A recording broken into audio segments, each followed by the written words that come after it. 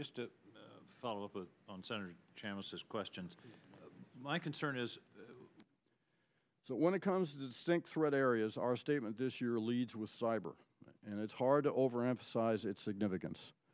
Increasingly, state and non-state actors are gaining and using cyber expertise. They apply cyber techniques and capabilities to achieve strategic objectives by gathering sensitive information from public and private sector entities, controlling the content and flow of information, and challenging perceived adversaries in cyberspace. These capabilities put all sectors of our country at risk, from government and private networks to critical infrastructures.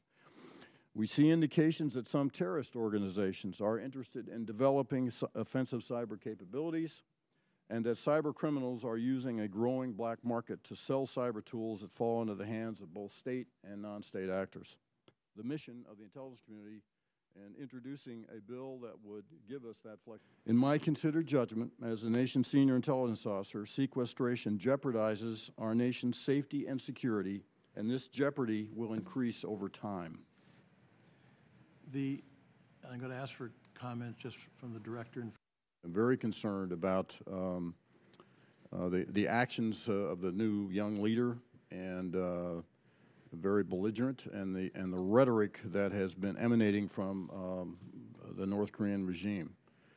The rhetoric, while it is propaganda-laced, is also an indicator of their attitude and perhaps their intent. So for my part, I am very concerned about what they might do, and they are certainly, if they chose, could initiate a provocative action against the South.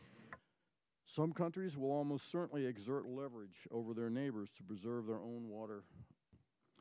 Iran continues to develop technical expertise in a number of areas, including uranium enrichment, nuclear reactors, and ballistic missiles from which it could draw if it decided to build missile-deliverable nuclear weapons. These technical advancements strengthen our assessment that Tehran has the scientific, technical, and industrial capacity to produce nuclear weapons.